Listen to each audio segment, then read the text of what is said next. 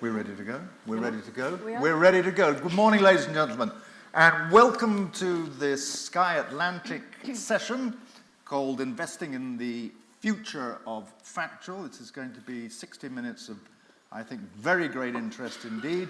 My name is Christopher Mayer, and I have on my left, on my right, Naomi Gibney, who is the Acting Director of Sky Atlantic. On my left, Celia Taylor, who is the head of Factual.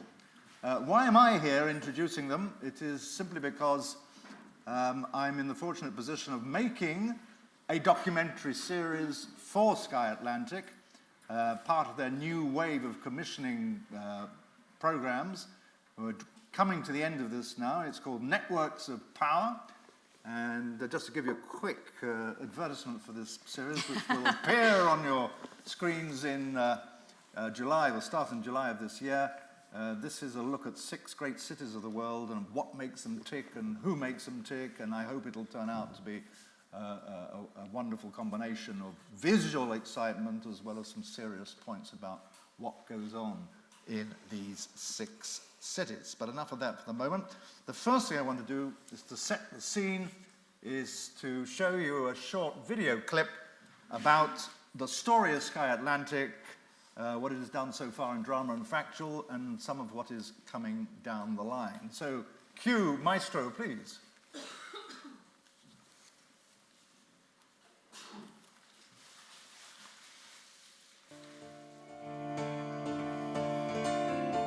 I believe in a one-man army, and I know it's a war I started, yeah. Atlantic City was built for good times. Oh, yeah. So that folks could leave their cares behind. Just move yourself, don't go back, don't stand against the wall. Just move yourself and feel it, feel good for who you are, yeah. I shall fight you with any means at my disposal. Yeah. I do tend to win whatever battles I fight with. Bang!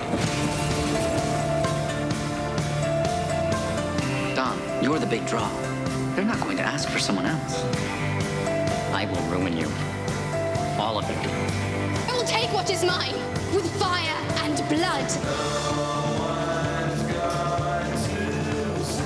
Don't you want them to hear that you have a new home? Not like other women. No, that's why I like you. This is how it would work. You are a king. I need to see everything you've got. Happy birthday to you. Not gonna happen.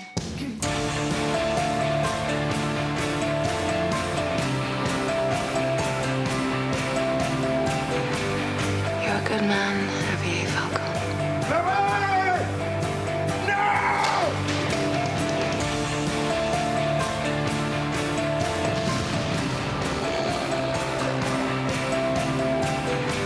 I'm on the move in 6 of the greatest cities of the world. I'll grapple with the dark heart of politics. All of Rome is yours for the taking. You go school these crackers. I don't want you. I understand the way this game is played. Nothing matters but how it ends. I believe in a one-man army, and I know it's a war I started, yeah. Oh, yeah. A very small man can cast a very large shadow. So, ladies and gentlemen, let's dig a bit deeper into where Sky Atlantic is going. And I'm going to ask you, Naomi, to tell us a bit about some of these very exciting plans. My mic, can everyone hear? Good. Well, it's hard to believe sometimes that Sky Atlantic launched only just over a year ago, February last year. And we launched with an amazing output from HBO and other American studios, and very quickly built a reputation for showing some of the best drama in the world. Borgias, Game of Thrones, Boardwalk Empire, and now our own venture into originated drama, Hit and Miss. But Sky is not a company that tends to sit still, as I think Christopher's been finding out. And it was always part of the next chapter of Sky Atlantic's story to invest in British commissions as part of Sky's overall investment in British content. And with a really clear brand remit to surprise and take creative risks and show cinematic quality television, we've focused our energies on 3 key genres going forward. Drama, and we've already started that with Hit and Miss with Chloe Sevigny. I hope some of you in the room have seen it. Later this year we'll launch Falcon, which is a gripping crime drama based on the Robert Wilson novels. And the second key genre is comedy. We've just announced our big comedy lineup, which starts on week Monday, 25th, with a big lineup of the who's who of British and American comedy, from Julie Davis, Kathy Burke, Steve Coogan, Jack Dee, Armando Nucci, and many others. And the third, which is why we're here today, is Factual. And the key drive behind our Factual strategy is a strand of documentary feature films, which we can announce today will be called Footprints. The reason being is that the one thing that should connect all of the films are human stories that will leave a mark on the head and the heart of the viewer. And we'll talk a little bit about those in a minute. But also within Factual, we are looking at 8 o'clock, largely talent-driven documentary series. You'll see in the clip that we'll show at the moment a brand franchise that we've kicked off called Secrets. So we've Urban Secrets with Alan Cumming, where he goes around Britain uncovering the secrets and sins of our nation's greatest cities. We've got Hotel Secrets with Richard E. Grant, where he has the enviable position of going around the world and staying some of the finest hotels, working out who slept with who killed who in the various rooms of these grand hotels. And things like God Save the Queens, which has just been airing, and obviously Sir Christopher Mayer in Networks of Power, which will be a key driver for us at 8 o'clock and 9 o'clock. The second part will be big, ambitious ideas, seasonal landmark factual series, and you'll see a little bit of our first foray into high-end factual, which Celia will talk a little bit more about, which is called The British, which is from Newtopia, which is a dramatic reconstruction of the history of Britain, but told through human stories. So it's essentially the real people that shaped our nation. And then finally, the Footprints documentary strand. And we announced a couple of months ago, I think, as part of Sky's overall investment into feature films, the first part of that being family features for Sky Movies, and the second part of it being documentary features for Sky Atlantic. We'll be looking for up to 12 films a year, and there'll be a range of funding models from fully funded commissions, co-productions, and acquisitions. And we can announce a couple of those today, which we will do once we've seen the Factual reel. And yes, once we've seen the next clip, and Celia, as head of Factual, can you say a few words about this very ambitious programme, I think? It's extraordinary. I mean, that's the joy of working at Sky, is you just get these amazing gifts, and to be in a commissioning and have a brilliant commissioning team, and to be asked to actually find and commission 12 feature documentaries from across the globe, and to particularly focus on British filmmakers, is such a gift. So we're incredibly excited about it. I think that we really can make a significant difference to the marketplace by doing this. And what we really want to do is also bring the best films that we can to our customers. And I think the things with Sky Atlantic, because we have such a high benchmark with all this amazing drama, we are setting ourselves an equally ambitious task in finding feature documentaries. So I think it's very clear that people understand we are definitely looking for feature documentaries. So they do need to be sort of the kind of films that go to festivals and win awards, and theatrical. So it is quite a high benchmark we set, but because of that, we just think that we're going to be able to work with some of the most exciting people in the world, effectively. But I think it's very important that we don't sound like we're an exclusive, difficult-to-reach strand. Some of the films we're developing, in fact, one of the films that we'll announce in a minute is with a first-time director. So we are very, very open to just finding the most creative, talented people and helping them tell those big, powerful, epic stories. So, I mean, we have commissioned 2. Can we announce those now, or do you want to show the clip, the reel first? Let's do the clip. Okay. And then to build up the audience's Dun, dun, dun, dun. interesting stuff, then we'll move on to a bit more detail, if That's you're fine. happy. I mean, the clip that we've got is really... I mean, we just looked at it before everybody came in, and we were slightly amazed at how much actually we've done in an incredibly short period of time, and also the range of content that we've done. So this is really to give you the scale and the breadth of Factual on Atlantic, and hopefully from it you'll begin to kind of see the essential flavours that we're after. So perhaps we should watch it, and then we can go into more detail about what the programmes are. Can we have the sound up a little bit on it, please? Because I thought it was a bit quiet last time. A louder clip, please. Special.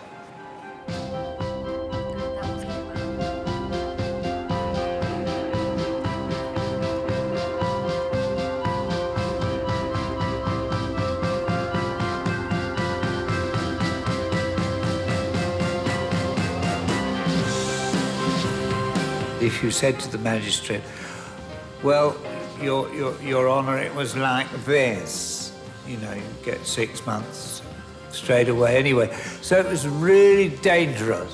I can't imagine what my life would have been like then. Well, I wouldn't have had any work, would I? I'd have been run out of town for my act.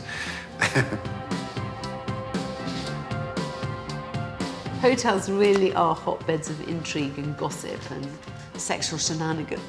That's what we want to hear. KY? It's a magical world. You just have to ask for things and they appear. $40,000 a night. Free to those that can afford it, very expensive to those that can't.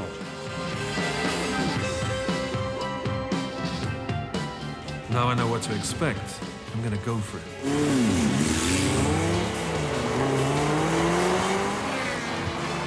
Could John Cobb's 144 miles an hour lap record be in my sights?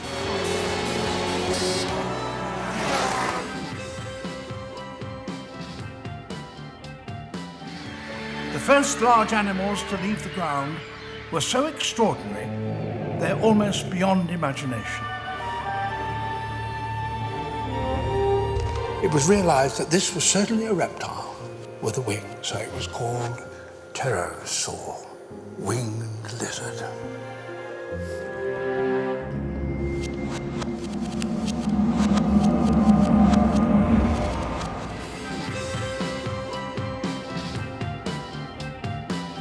Mostly the VIP people use discount. So everybody's gonna think I'm a VIP. Yes, why not? I was last here in the 1980s, and since then, the population has doubled. Close to twice London's numbers squeeze into 1/3 of its space. Not many people come here other than the business people and the lawyers who work here. And I bet they have no clue that in the 18th century, this was the site of a very, very famous gay men's brothel. Here, some 90% of all known plant species are represented in one form or another. So in this one place, you can survey the entire plant kingdom. We're going up to 120 miles an hour. Wish me luck.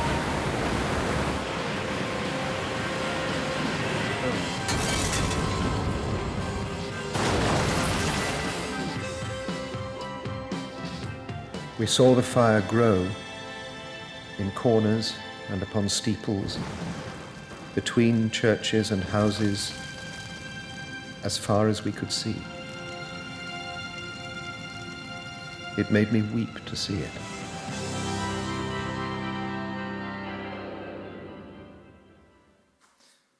So that's a fairly appetizing clip, I think. I think what I would like to do now is to ask Naomi and Celia to dig a little bit deeper into these future plans, tell us a bit more about footprints, what you actually mean by commissions and co-productions and acquisitions. Give us some examples. So I'll start with you. Do you want to talk about Celia? some of the commissions on here, and then I'll come on and talk about footprints? Okay, fine. I think from that clip, from that reel, I think it's sort of, broadly speaking, breaks down into sort of two categories. One is the sort of 8 o'clock or 9 o'clock documentaries. And I think what you see they have in common is they're all got incredibly smart, funny, interesting, living embodiment here, people presenting them. And I think that's very, very key to those documentary series that we do on Atlantic, is that it has to have that unique voice. And quite often that's expressed by the person that's presenting it. And obviously with Richard E. Grant and Alan Cummings, you just get a kind of real sense of naughtiness and that you're not going to get the expected. And I think that's really critical to the tone of factual pieces that we're doing on the channel. So it is really, really important to think about that. And also, you know, they're food for the brain, but most importantly, they are entertaining. And I think that's how we sort of differentiate perhaps from, you know, because you could argue that Networks of Power, which is incredibly smart and in-depth and intelligent programming, you could sort of argue that maybe that should feel almost like that could belong to a different channel. But I think what's absolutely critical to it is the charm and the wit and the kind of slight sense of maverickness, if that's a word, that comes through tonally from it. So I think that's kind of one of the defining... I love you. You're a very wonderful human being. And then I think some of the other pieces, like the David Attenborough projects that we've been doing, which we couldn't show it in 3D, but those are shot in 3D. So it's also the ability to have that sort of cutting-edge technology and pushing the boundaries creatively on how you execute programming. And obviously the ability to work with, you know, David Attenborough is, I mean, I know people spend their entire careers working in natural history and don't get to work with David Attenborough, and we just entice him to Sky with the magic of 3D, and we're doing some extraordinary programs with him. And then the other one that we showed a very short clip of is a big series called The British. And I think that's really, it's a big step for us. It's a history programme. We've never done any history programming. I mean, Sky has really, outside of our joint venture channels like the History Channel and Nat Geo, who do touch on that area and do it very brilliantly, Sky has never really owned history. And so it is a big step for us. And when we take big steps, we invest properly in it. So it is a massive series. It's 7 hours. And we took the rather rash decision to try and cover the entire history of Britain, from the invasion of the Romans to the coronation of the present-day Queen. And it is just magnificent. It's the proper word for it. I mean, it has drama reconstructions that absolutely sit comfortably alongside the brilliant dramas that Naomi's commissioning as well. And it has these amazing human stories. It's not about kings and queens. It's about the ordinary people who did extraordinary things to build the country that we still recognise now, and the ability to find echoes between 400 years ago that are still relevant to us now. And I think we're not getting enough of those really, really big ideas. We're not going to do a lot of them, because when we do them properly, so they are very expensive. But we don't get enough of those really, really big, ambitious ideas. You know, what would be the big landmark thing that Channel 4, BBC 1 and BBC 2 would do? Don't take it to them, bring it to us, because we're really, really committed to doing those big, big, ambitious things. And Atlantic is the place to do it.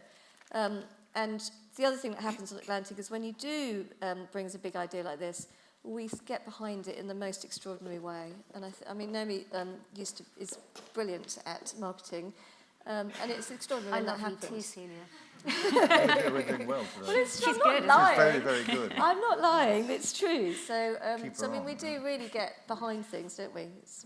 We do. Naomi, do you want to say a bit from your perspective as well on all this? Yeah, I mean, I think it's been a real challenge getting British commissions to sit very comfortably alongside things like Game of Thrones, which, I don't know, the pilot for that cost something like $20 million.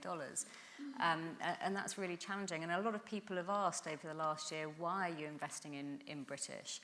And there are lots of reasons for that. I mean, one, that was always the intention. The Atlantic's a big ocean, and it was always meant to be from both sides of the Atlantic. Secondly, while there is a constant supply of US drama, not all of it's on brand and tonally right. So You have to supplement that with other content. But also, our customers tell us that British resonating content and specifically drama and documentaries and comedy are real signs of quality and deliver better value for the subscriber, and ultimately that's our business model. So I think it's really important to go from what was, I think, perceived as an American drama channel to a grown-up, smart, bold, well-rounded, multi-genre offering, and Factual plays a big part in that. And I hope that what you start to see, and when we talk a bit about the documentary features, one of the things that we're really trying to do to make that transition smoother for the viewer is to take some of the criteria and credentials of drama and dramatic narrative and apply that to the factual genre. So, you know, the British is, you know, incredibly dramatic. It's moving, heartfelt, but it is a documentary series, but it feels like a drama. And the two films that we're going to announce now are very much like that for me as well. And, you know, I think some of the experiences that you've had on your travels with Networks of Power have been incredibly dramatic and very human. And they're two really, really important ingredients for us. Do you want to say something about the new stuff? So Footprint, you've been dying to do that, haven't you? So for Footprints, you know, what we've been doing is trying to find stories that filmmakers, first and foremost, are incredibly passionate about. And, you know, HBO have built their business model on working with some of the best people in the world and inviting them to bring their real passions to them. And we take a similar approach across all the three genres that we're investing in. And so we've been able to talk to some of the best filmmakers in the world and some, you know, new filmmakers about what's the story you've been desperate to tell for years. And that's the first part and the most important part, I think. Then it's about how layered the narrative is and how dramatic it feels. So the first film that we'll talk about, and hopefully Celia will jump in and tell a little more, is from multi-award-winning documentary maker Nick Broomfield. And we're absolutely thrilled to be working with him on a story that he's wanted to tell for a long time, and one that I feel, when he told us about the project, felt to me, and I'm a big fan of Dexter, like 5 series of Dexter in 90 minutes. And I was we were on the edge of our seats. So The Grim Sleeper, which is the first Footprints film that we've commissioned, tells the story of Lonnie Franklin Jr., who is currently awaiting trial for the murders of 10 women over a 25-year period. And he was reportedly dubbed the Grim Sleeper because of a hiatus in killings over 14 years when he was reportedly starting a family and wasn't killing. But the story that Nick will tell is very, very layered and involves stories on both sides of the Atlantic and different parts of the human story, from, you know, the people that have been affected to, you know, the trial and the outcome that might have next year. And then the second film is an acquisition, which hopefully some of you will have seen this week, which is Ai Weiwei, Never Sorry, which is about the distant Chinese artist who is blending the worlds of art and politics in the hope of raising awareness and making his home country, which he loves dearly, a better place. So they're the two. I mean, would you like to say anything I about think that? that's just, we're off to a cracking start. We have a couple of others that we're also interested in, but I think with Nick Broomfield, I mean, you know, I'm sure many people in this room are massive fans of his entire career, and an extraordinary opportunity to work with somebody of his abilities. But what's interesting, he came in to see us. We tried not to look too excited, and he told us the story. No, we were pathetic, actually. He told us the story, which we just instantly connected with. And I think what's interesting, I think within 10 days we'd fully commissioned it. And I think it's interesting that in the model that we have the ability to have films that we acquire, like the Ai Weiwei film, And then we're also interested in doing pre-sales and co-productions, which I think is most people will be very adept and experienced at that process in Britain because of the other funding partners that you can find in the country. But I do think we are quite unique in that we are in a position to actually fully fund some of these films. And that is just a joy for us because it means that if we meet somebody who has a film that we believe in, we don't have to wait the interminable tour of the world, raising money and the nightmares, as you know, the jigsaw, the complicated jigsaw that can be. And it's just so liberating for us to be able to actually commit to a filmmaker and enable them to actually get on and do the story that they want to do. And obviously Nick is now doing that for us, which is incredibly exciting. So. Yes, I think the point about how we work is really important because when we're really excited about something and something just fits the mould of what we're doing, we don't mess with it, we don't meddle too much, we let the filmmaker tell the story that we've got excited about, but we also mobilise really quickly. So, as Celia said, we turn it around in 10 days and he'll start filming next month. So it really is that got signed off at 9 o'clock this morning, and I was like, please hurry so we can announce it. Well, I'm a living witness to how fast they move because we've done these 6 cities around the world, all very diverse, and some of them are quite a long haul, particularly going to Mumbai. And we've cracked along, and we've done it in, I think, just under 7 months. Yes. We're not quite finished yet, mind you. I'm going to see the Mayor of London on Monday for another clip. But, we don't hang you're around. lean and mean and fast and creative all at the same time. And you let people we try get on to with be. their job. Well, I mean, my belief, and I think the people in my team who I'm incredibly proud of, they do a brilliant job. They work their socks off, and they're incredibly creative and dedicated. I think they're amazing. But I think one of the things that we try very hard to be is commissioning editors, not executive producers. And I think, the reason that I like to work with people that I don't need to executive produce your films. That's not our job. Our job is to enable you to deliver your work at the most excellence that you can do. And our job is to support you and to push you to be creatively as best you can, or better than you thought you could be. And I think that's one of the key things about how we operate. We're not there to write your scripts for you. We're there to kind of push you and enable you and make your programmes as successful as we can. So I think there's a slightly different ethos that we're trying to enhance. We're very lean and flat as well, so it's just me and Celia and Celia's team that you need to speak to. So lean. You're lean, but the diet is very rich for Sky Atlantic, if I can put it like that. But there's spillover into other Sky channels, isn't there? I mean, we are mainly talking about Sky Atlantic, but there's other stuff going on other bits of Sky. Is. Can you talk a bit about that? Yeah, we can. It's really difficult to do this quickly because we have 5 channels. So, Sky Atlantic, Sky One, Sky Living, Sky Arts, and also Sky 3D. All of those channels have a commissioning remit. And the way it works, we have genre commissioning.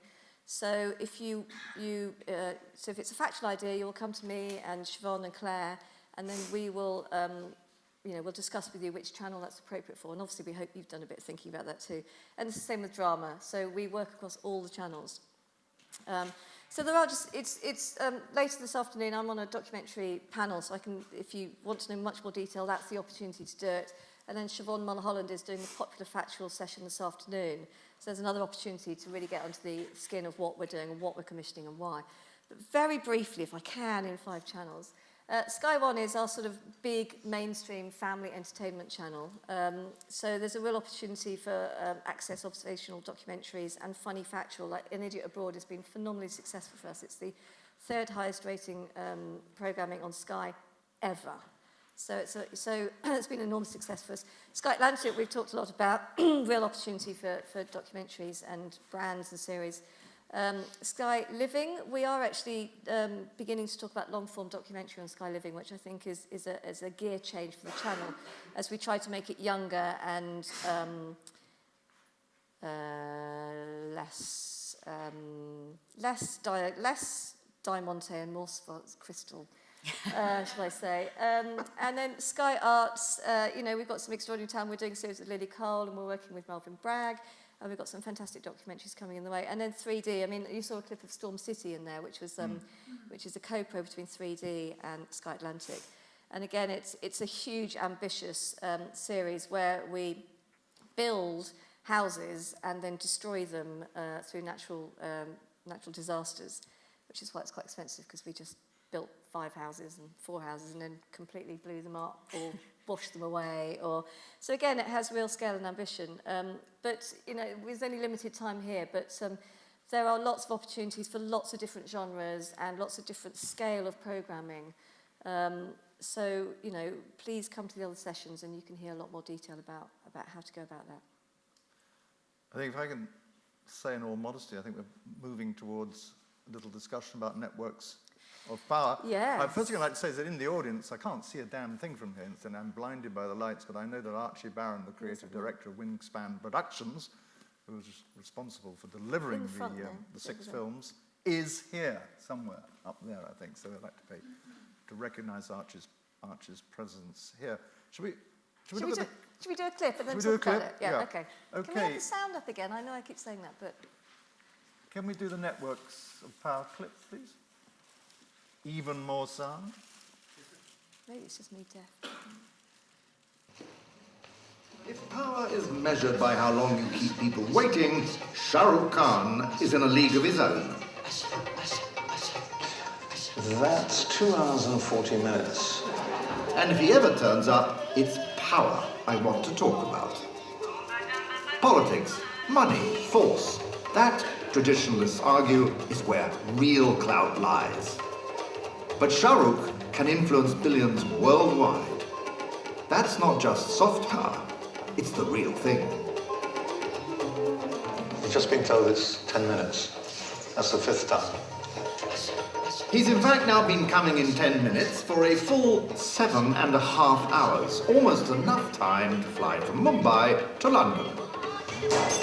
Let's say I've had a while to rehearse my moves. There he is. Mr. Khan, good evening. I'm Christopher Mayer from London. How did you not lose your rag? Because, first of all, it was actually quite interesting waiting for him. I mean, it may sound barking mad, but the 7-hour, 20-minute wait was enlivened by various people coming in, various conversations. But secondly, he was indispensable to the film. So there was no way in which I could storm out in a diva fury and say, I'm not waiting any longer.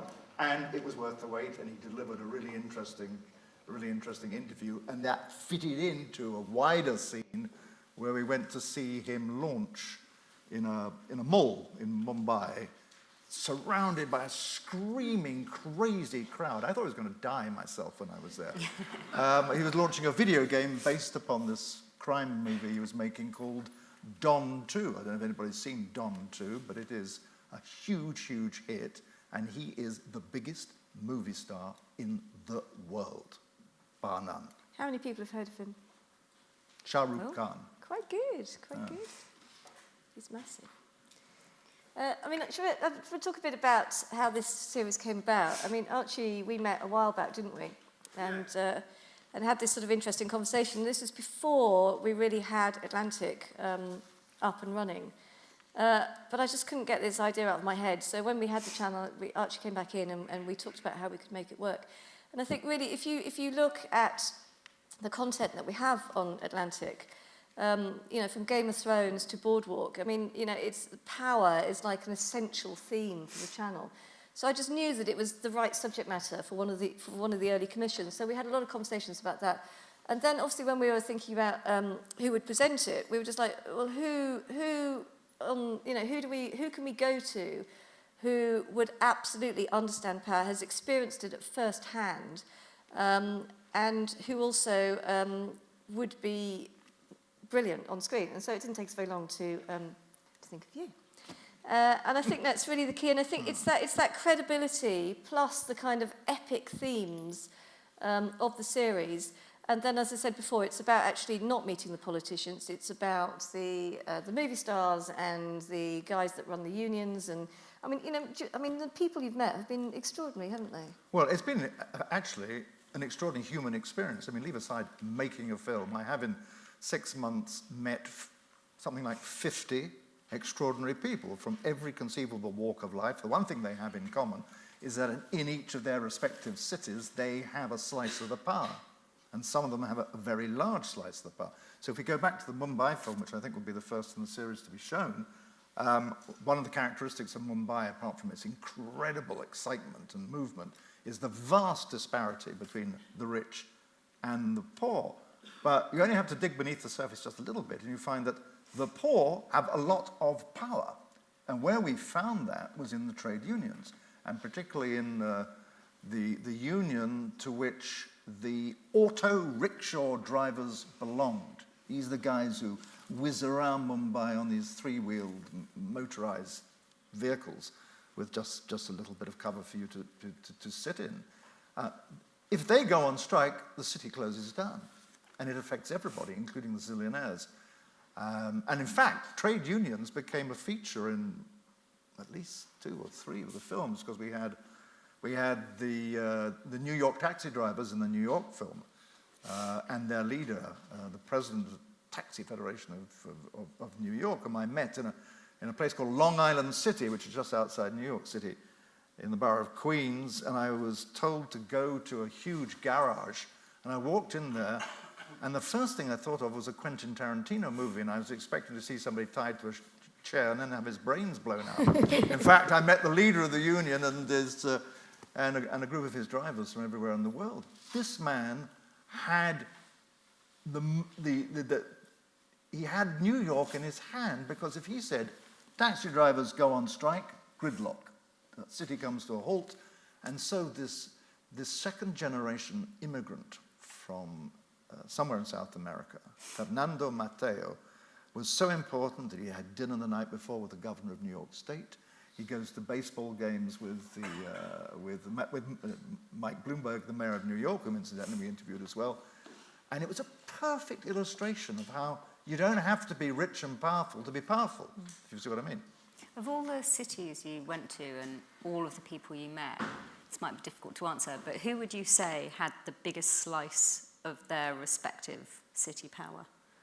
Of the people I met, I would say Mike Bloomberg, mayor of New York City, had the biggest preordained slice because of what he could do. I mean, he can do much more than Boris can in London or other mayors can in other cities.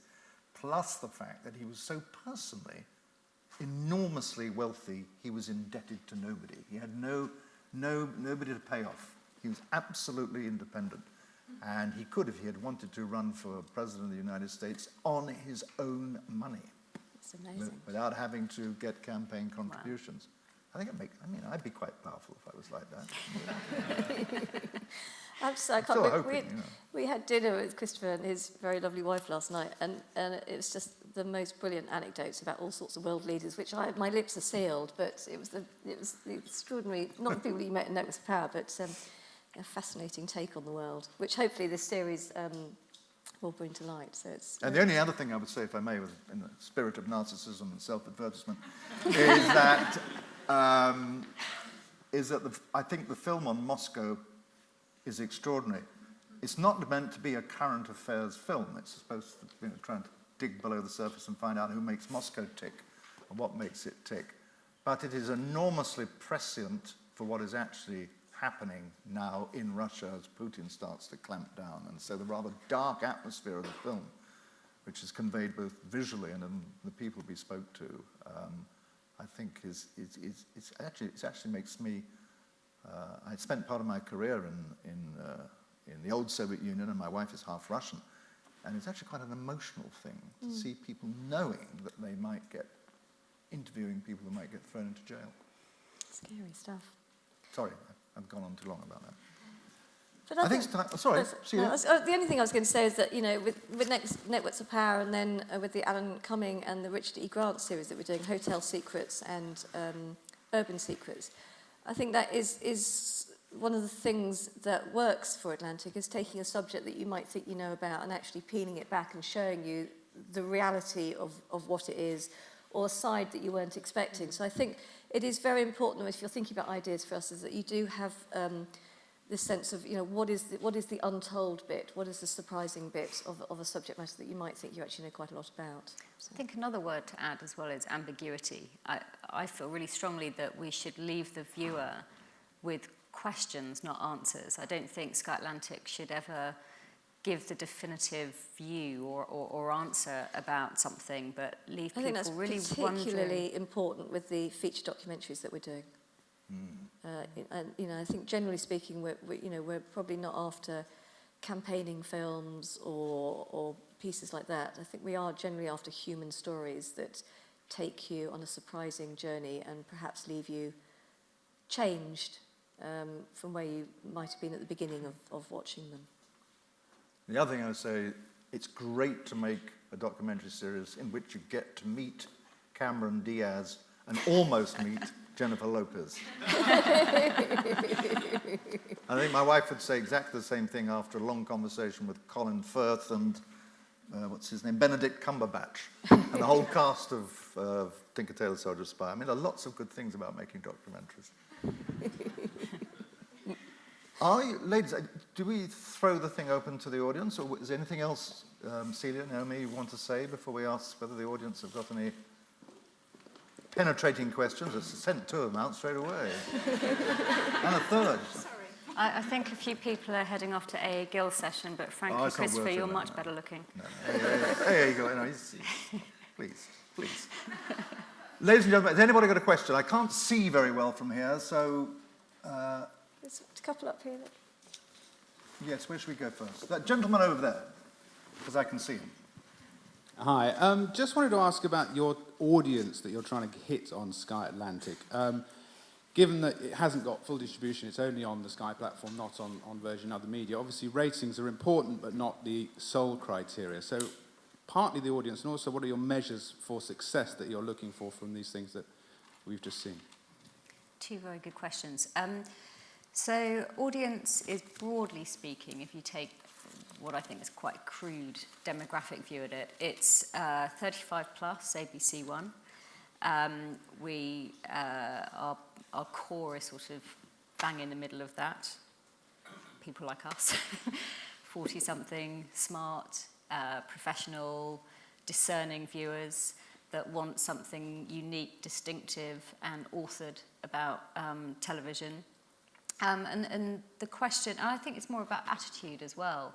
It's not sit back television. It's sit forward, get involved, immerse yourself in a story.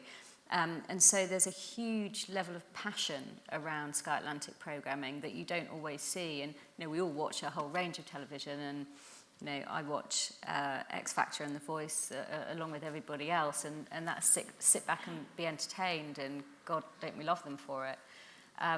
But Sky Atlantic shows tend to pull people right into the gut of the story, and that causes, sometimes quite sort of fanatical. Look at the audience of Mad Men.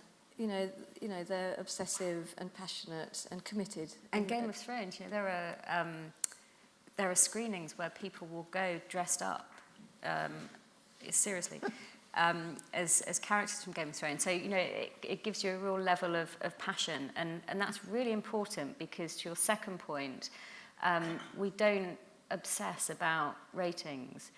We're a subscription business, so it's a completely different model. We care much more about the value that our customers place on the content and the channels that we provide. And because Sky Atlantic has that very, very high level of passion, the value scores are really high for Sky Atlantic and highest in the entertainment portfolio. Something like 12.5%, I'm looking at Luke to say yes or no, of new joiners to Sky cite Sky Atlantic specifically as the reason for joining. So, our measures of success are more driven by value, by passion, by promoter. It's the channel that you will most likely recommend to your friends. And viewing is just one of many measures. Anybody else on this side of the room over here? I thought I saw another hand go up over there. There's one at the back. Well, there's also a lady here. There's a lady here. And then we'll go over there. I was just wondering, what's the sort of budget for Footprints? Have you... So that for the feature documentaries? Yeah. From very cheap to very expensive. Because we're looking at a whole range of funding models, it'll be from acquisition rates to fully funded, and really we don't obsess about how many hours we're going to fill, how many exact pounds and pence we're going to put against each one. It's kind of what's the story, do we love it, and what does it cost to make, and then we'll assess whether we can and how we fund that. And in some cases it might be, it's a really, really strong story that we want to tell, but we need to talk to co-producers. The answer is, what does the story need, and what's market value. I mean, we understand how much some of these films make, and we also understand how some of them don't need much to be made. So it's sort of horses for courses. We don't put a budget on it because then that's the budget you'll give us. Lady here, Hey. got the microphone already. So, you've already done a little bit of factual content, if I'm right to say, Fishtown? Yes. Yeah, and so you're going to be doing more feature length, and I just wondered, the amount of hours that you're looking to do you feel like that's enough to cut through and kind of compete with the high-level drama and kind of other comedy that's going to be available on the channel? Yes, I do.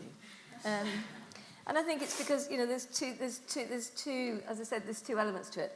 There's the feature documentaries, which will be 12 of, which is more than I'm not sure how many storyvilles they do, but it's significant presence in terms of feature documentaries in British broadcasting.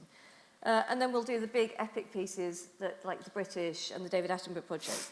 But there is a wealth of content that we are doing for the channel, which is more in the sort of broader sense traditional factual. An 8 o'clock factual series we're running all the way through the year. Yeah, so there will be a presence of factual every week across the year.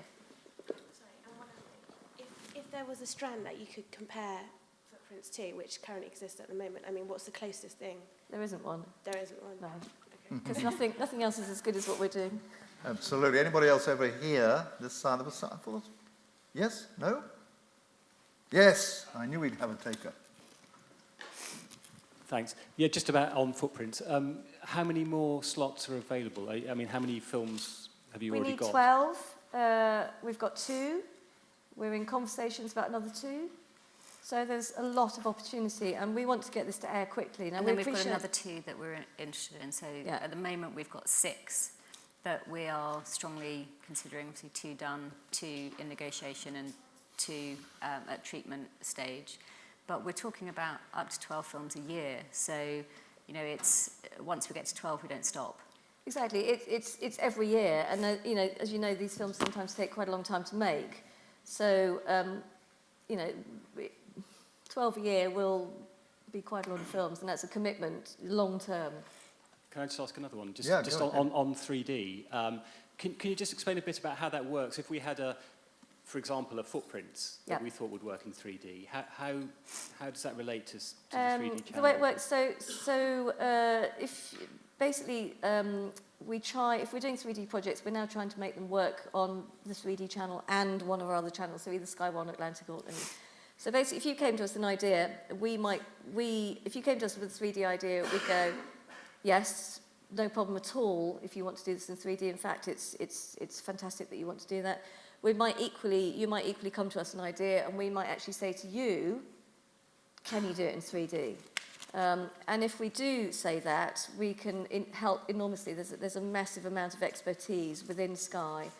And obviously, I mean, we're doing more and more and more of it. So we have absolutely grown a massive level of expertise, not only internally, but also with the stereographers and everybody from APs who've worked on all these 3D projects. So we can absolutely help you have the ambition to turn an idea into a 3D idea too. So yeah. Any further questions? Yeah, over there. Gentleman, shirt sleeves.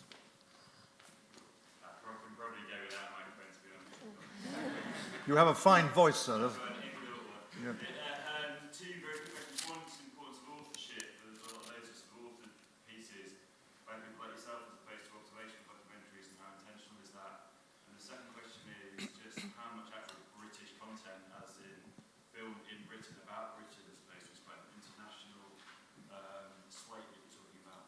Do you mean generally or for footprints? Generally for the channel. So at the moment we are about 70-30 acquisition to commission, and we're ramping that up. So probably by the end of about 2014 we'll be at about 50-50. So I'm talking about the factual output. Oh, factual. From British Indies, how much of it is filmed in Britain about? Oh, quite a lot. I mean, Hotel Secrets is an international thing, but it has lots of British stories in it. Urban Secrets is completely filmed in Britain. Fish Town was completely filmed in Britain. So, and we have things that we haven't announced yet, which are filmed and made in Britain. I think so we definitely want things about Britain and made in this country. But I do think the joy of Atlantic is that it is one of the few channels in Britain that we don't mind if it's set in America, or that it's because of the nature of the other content on the channel. As long as the themes are universal, as long as there's, the stories are relevant to... I mean, it's interesting. I mean, Naomi and I were talking about an idea that we like, and in the end we said, actually, let's make it in America rather than in Britain, because we thought it would make it more distinctive. And equally, we spend a lot of time looking for... I mean, I do think on